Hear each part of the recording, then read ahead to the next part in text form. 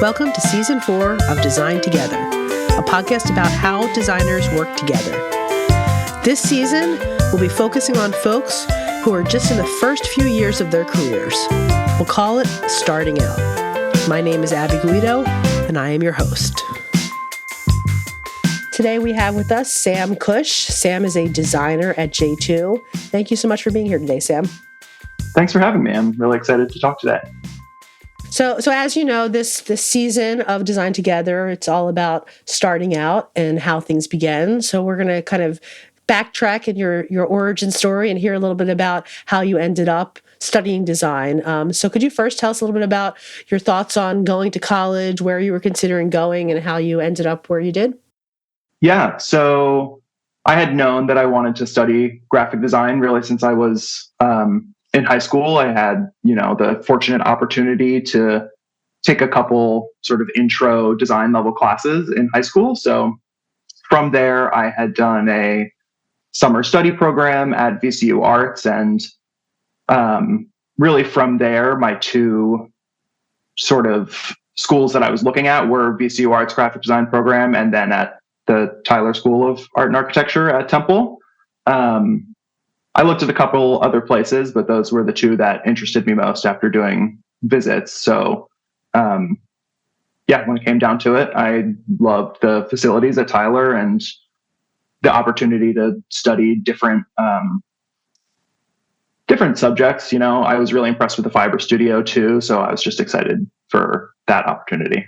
So once you kind of got into the curriculum of design, was it what you expected it to be? No, I knew that I wanted to do graphic design, but I feel like I didn't actually know what it was. Absolutely. I like to make stuff on the computer my whole life, but then actually learning the real sort of practice of design, I think was a totally new experience in a great way, learned a lot. There's a great new book out called How to Be a Design Student, I think is what it's called. It's really interesting. Even not being a current, matriculated student, we're all always design students, and that's kind of what the book is about. It's worth checking out. Anyway, so I think that's very common. A lot of people, have some beginning of an idea, but then they get there and it starts to develop. So as this was kind of developing, at what point did you start thinking, yes, I made the right decision, and start thinking like, what's going to happen next? Do I get an internship? What do I do to build my resume in this field? Yeah, I feel like I always knew, even as it was sort of like unfolding before me, like the reality of what possibly getting a job in the design field was going to be like. I was always excited for that. So it definitely always felt right. And I jumped right into an internship freshman year before even being accepted into the design program within the Tyler School of Art. So I just went right for it. So I started with an internship at a tech startup that's since been acquired, but it was called Grovo. They were a micro learning startup making short training videos and stuff like that for larger enterprise companies. So I got a job there, or an internship there rather. Summer after my freshman year. How did you find that opportunity? Total nepotism. My brother had just started working there in sales, and it was a decent sized startup, and he just happened to be really good friends with their art director or the creative director. So introduced me, and I went through all the university level paperwork to get credit hours for it and all that stuff. So went from there. That's pretty early to get an internship. It was too early. So let's talk about that a little bit. So why did you feel like it was too early? Because I often have this conversation with my students that I think the sweet spot really is when you're in between that junior and senior year. But I'm curious from your perspective, what was too early for you? Yeah, I mean, I went into it. I think I thought that it was the right time at the beginning of it, obviously. Otherwise, I wouldn't have done it if I had known better. But I think it was equal parts not knowing enough about graphic design as a business, how to be a good worker in a design space. And then two, I think it was just maturity. I wasn't used to having a job in design where I was reporting to someone, a creative job, really. It was my first time ever doing that. So, I ended up being sort of shy and introverted. So I didn't really build a relationship with people on the team. And I learned a lot from that, but I definitely was not mature enough as a designer or maybe as like a creative to have that be the right time for that. Yeah, sometimes those experiences, though, we do learn more Oh, because yeah. you were able to kind of see what skills you needed to develop so that you could be successful the next time around. Yeah. And there was a next time, right? You did get a second internship while you were a student? Yeah, I had a second internship that was for Philadelphia Printworks, which is a small social justice oriented print shop that at the time was running out of West Philly. I think now they are run out of Ardmore, PA. But yeah, I did a couple t-shirt graphics for them, social media graphics. And yeah, that was much later. I think that was closer to my senior year in school that I did that. Okay. But by that time, I felt like I knew what was going on. I was Absolutely. not so clueless. And how did you find that opportunity? That was just a friend who loved that, their work, their print work and their t-shirt designs, sent it to me and said, "Hey, it looks like they're looking for a graphic design intern. And I think that it would be really cool and you should apply for it." And so I did, and it worked out. So what was different about working with the team there versus your first internship?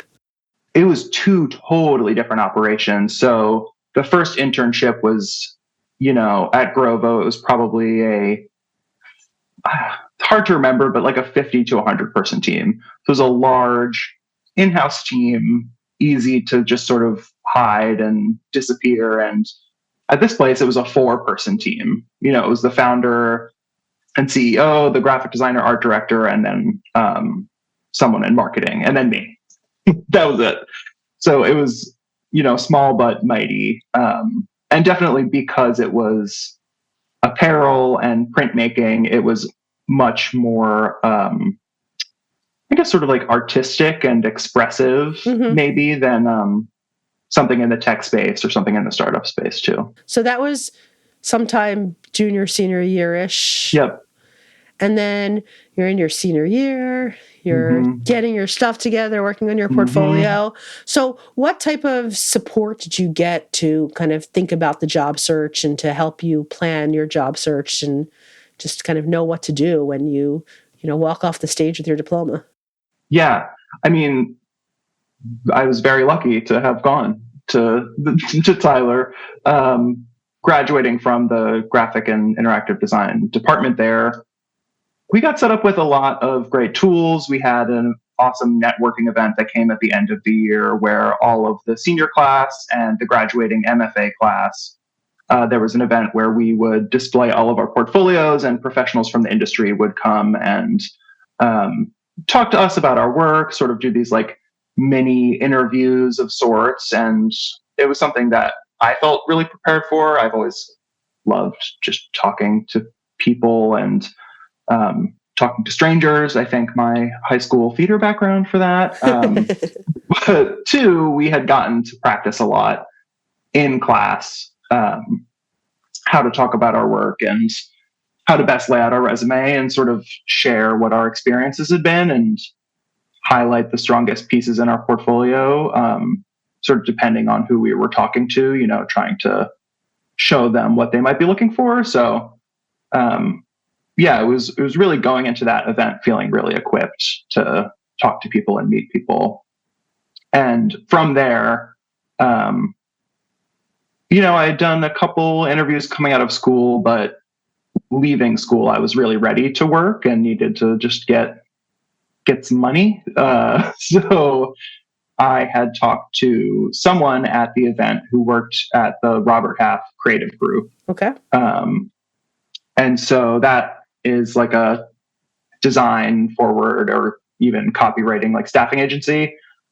So they had hooked me up with someone in talent acquisition there. And from there, they ended up looking for different places to place me. So I just went right into that, basically working as a temp right out of school just to get some experience and I did not want to waste any time That's between, great. between graduating and working. I was really ready to just hit the ground running. So how long did you kind of live in that design temp world? Which I think a lot of folks, this season is really aimed towards those, getting out and thinking about what's next. And it's something I don't know if everyone knows about. So I'd love to talk a little bit about that experience. Yeah. Yeah, I didn't even really realize that was an option. I feel like I had always heard temp work as like the butt of a joke Mm-hmm. in TV sitcoms, whatever. I didn't actually really know what it was. Um, but it was a great experience. I mean, they took my portfolio for me and like turned it into a PDF book to share with different agencies that were looking for design talent, basically. And they acted as my representative, and I was paid as like a freelance employee, as like a 1099 employee. So for what it was, I mean, it was great. I got, they placed me at an agency in Philly, at a pharmaceutical agency, Digitas Health, um, where I stayed as a freelancer through the creative group for maybe 4 months or so. Um, and then from there moved on to being full time at Digitas. Okay. So was that your first full-time job out of school? Yeah, it was. Like I was working there. I was working full time hours as a freelancer for a while, and then eventually I made the case for myself. I was having a good enough time there that I just advocated to come on to full time. And yeah, went from there. Not for a particularly long time, but that was my first full time job.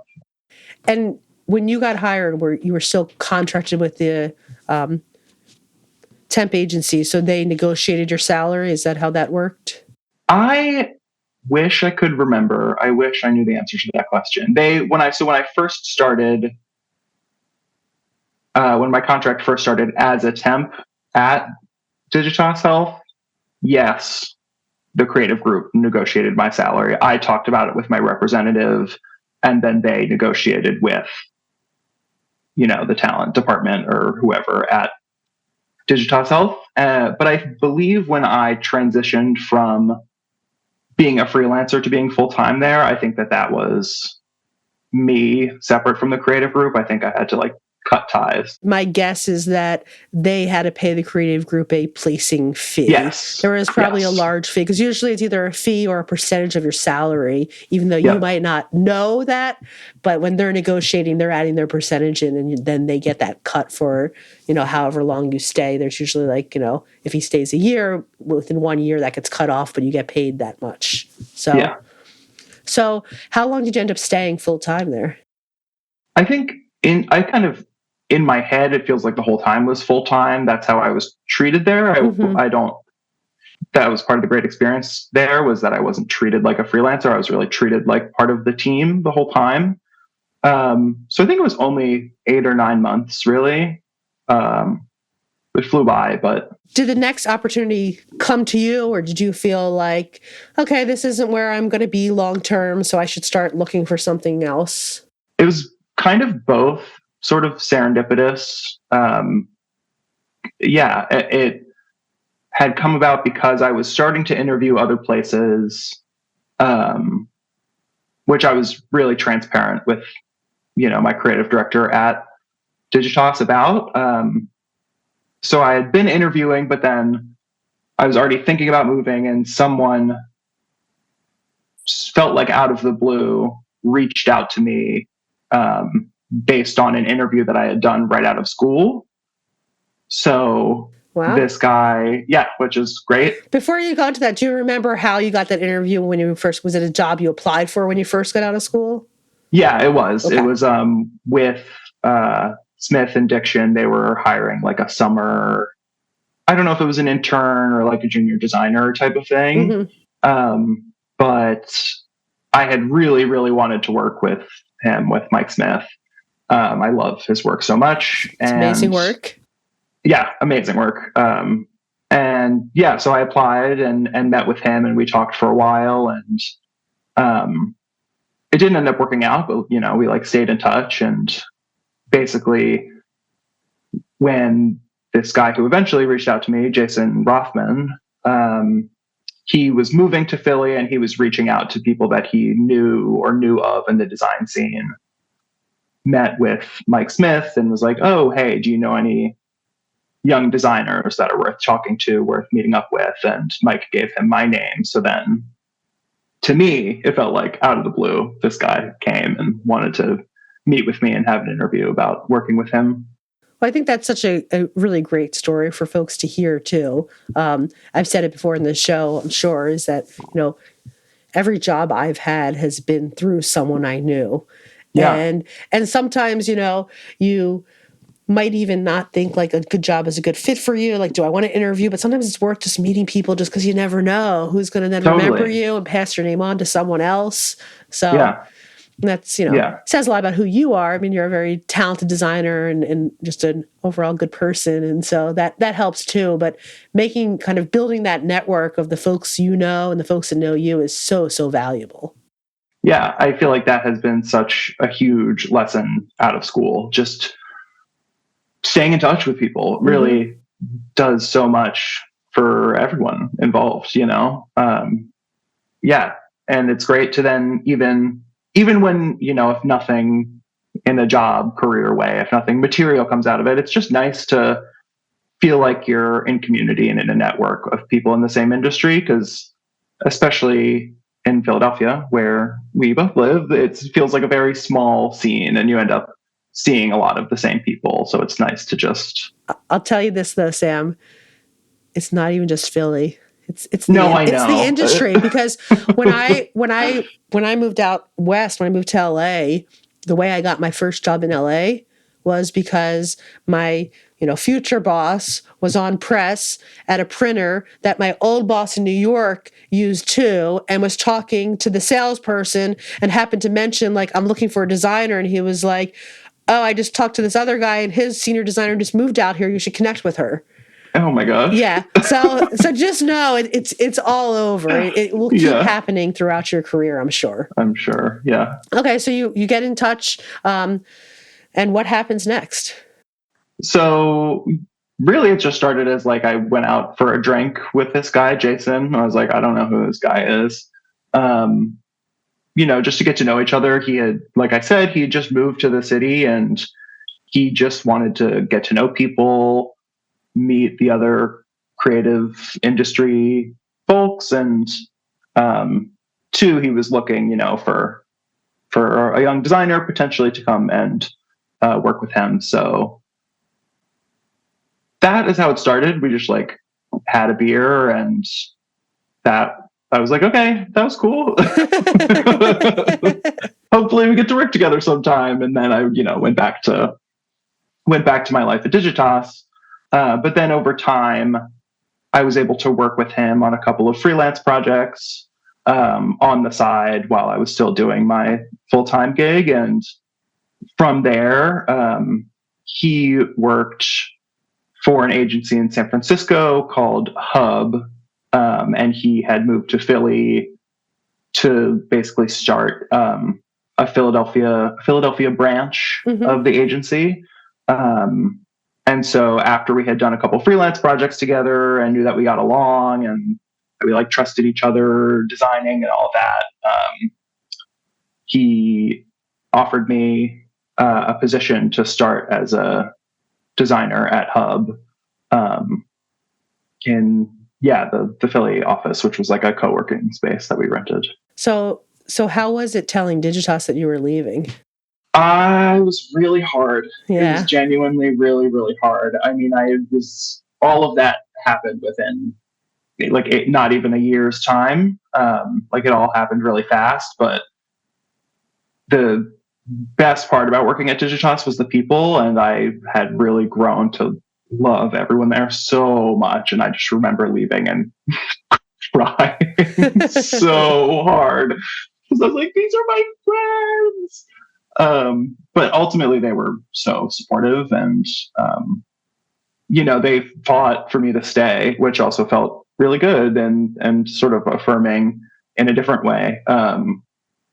But they also, they were really supportive of me moving on to whatever was next in my design journey. That's awesome. Now it's going to be interesting as this season kind of builds, because I've been hearing a lot about that, of folks leaving and feeling very supportive, which I think is really nice, and it's good to hear. Yeah, not scorched earth from from anyone. Yeah. So yeah. So you make the shift, and how is the Yes. new job? It was good. I mean, it was sort of surreal working at an agency where I only saw one person every day, who Hmm. was my boss, Jason, and everyone else that we worked with was on the opposite coast. Um, yeah, so we were sort of operating as a satellite office to the rest of the people in the agency. But it was really fun. I mean, it was a huge shift from working in pharmaceutical advertising to then going into branding that was mostly startup focused. Hmm. A huge change in the work, but it was really fun. I mean, it was like a blast of a job, even though it was just me and Jason hanging out every day. It was a it was a great time. And I'm just kind of curious, when you first met with Jason, did you show any work that you were working on at Digitas, or were you still showing mostly your student portfolio and any kind of freelance clients you were working on? Yeah, that's a good question. I couldn't show Digitas work, Mm, which I think is maybe important to talk about too. I'd signed an NDA when I started working there, um, because just advertising a drug that was not public facing yet. sure. Um, we couldn't show the work and couldn't necessarily have our names like associated with whatever the treatment was for legal reasons. Um, so no, I didn't show any of that work. I don't think I showed him any work at all. I think I had still had a web portfolio at that point, and Hmm. I mean, I would hope that he would have looked at my work before hiring me, but I don't remember showing him anything. Interesting. All Yeah. right. So now we'll fast forward. So how long are you staying at this job? Yeah. So I stayed at Hub for 2 years, Okay. or like a year and change, I guess. Yeah. So stayed there for a while, got to do a couple fun trips out to San Francisco for client meetings and to meet the rest of the team, holiday parties, all sorts of fun stuff. Um, yeah. And things were going great. It was a great time. I loved my two creative directors. I loved all my coworkers. And then it was March 2020 and COVID happened while I had this job. Um, but weirdly, I'd sort of been unknowingly training for it, having been working remotely already, working as a satellite office. Um, it felt, and I worked from home a lot at Digitas. I worked from home a lot at this job prior to the pandemic. So it was certainly weird for all of the other reasons that the pandemic was weird, but the working from home transition actually ended up going pretty smoothly. Um, and I stayed there through that until early 2021. Okay. Mm-hmm. And at that point, did you get the itch again to want something new? What was going on that led you to a new position, Yeah. which is where you're at now, correct? The next job with Yes. J2. Okay. Yep. So I think it was sort of like a moment of serendipity where I was definitely ready for more. Um, I don't know that I knew what that was. I just was ready for, yeah, like you said, sort of like a change, something different. I was thinking about asking to take on more responsibility at Hub. Or I had even started, I had had friends who also went to Tyler School of Art, and they were taking the grad school path as like pandemic was happening. And so I was just like, I just feel like I need a change, like something, something's got to change. So I really was just ready for something. And so then it turned out that um, Jason, my boss at Hub, he was also ready for a change. And so he left being the creative director at Hub and moved over to being the creative director at J2. Okay.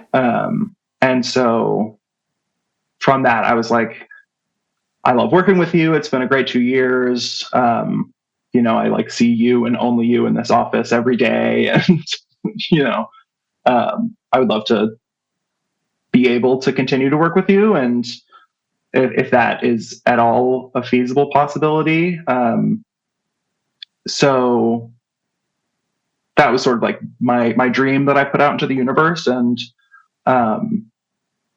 eventually that could happen, like logistically it worked out.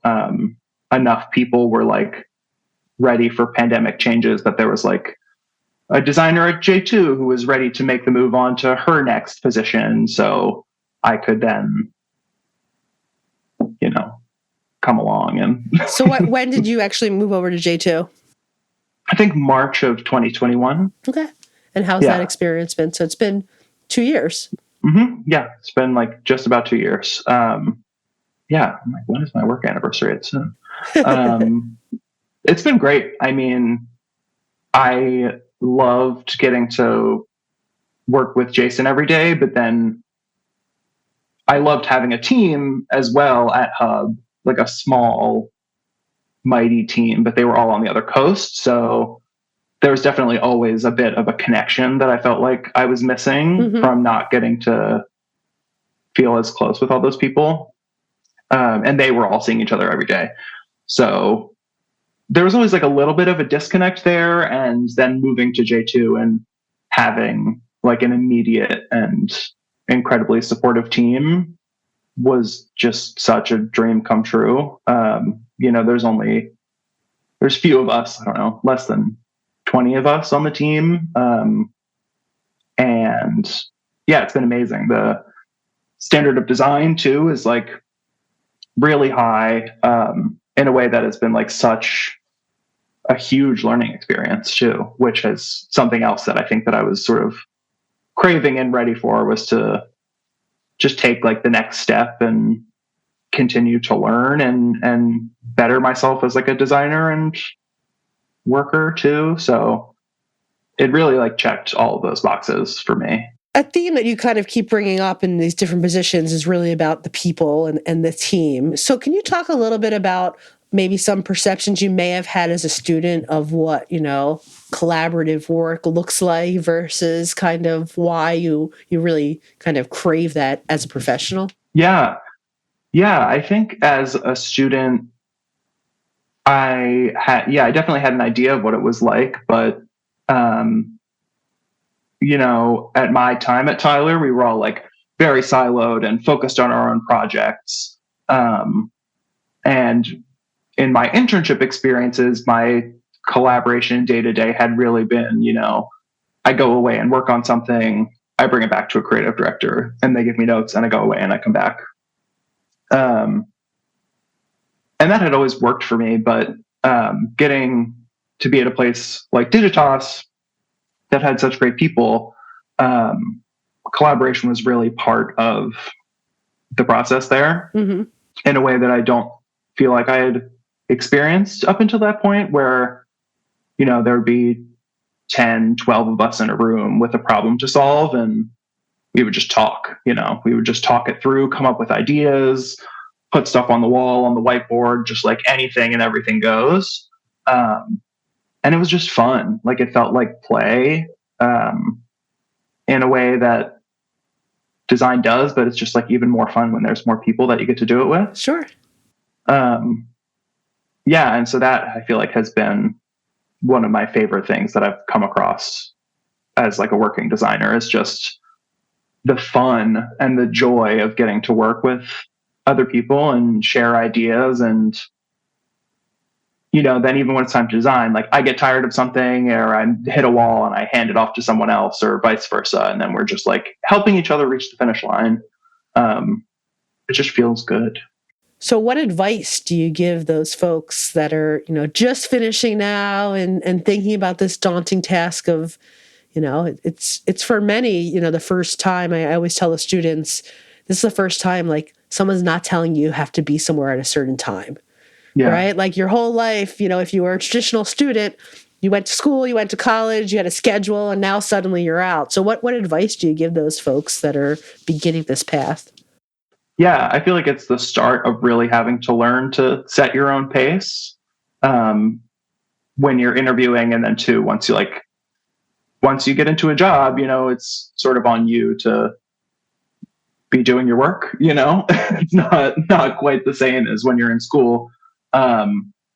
So I feel like lately the advice that I've given is, if there's someone whose work you like, that you look up to, whether that's like someone at a small studio or someone that went to the same school as you, whose work that you've seen that you just admire, who lives in the area, like reach out to anyone and everyone. Maybe it's like 50% of your emails or LinkedIn messages don't get responses just because some people don't take the time. But for every one of those, there's going to be another person who's so excited to hear from you and talk to you. And sort of like we were saying before, building up those connections and just having those names under your belt is such a huge advantage. I know people say that all the time, like it's who you know, but it really is. Like, meeting good people can take you so far.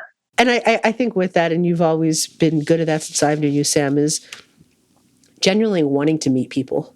Yes. It can't be that you're reaching out to people with your only, your what you need in mind, right? We want this to be a mutual relationship where there is a benefit for both sides. And I think that's important to think about how you approach people. Totally. Absolutely. Yeah. It has to be, you have to want it at some level, you have to want to meet people. Yeah, that's a huge part of it too. Well, Sam, I know folks can find some work at J2. Can you tell us the website so if people want to check out what J2 is up to, they can? Yes, of course. It is http://www.j2made.com. Awesome. And Sam, do you still have your own portfolio up, or are you on Instagram? Where can folks find your stuff? Yeah, I do not have a portfolio site up, which is a gripe against myself that I've had for many years now. You'll have it forever, Sam. I promise. I've had them come and go throughout life, and there will be times where it just is not the priority, and that is okay. I give you permission to not have a site up. That's totally fine. Thank you, Abby. Yeah, so you can find my work on Instagram. It's at Cush, CUSH.design. Well, thank you so much, Sam, for being here today. Yeah, thank you for having me. This is great.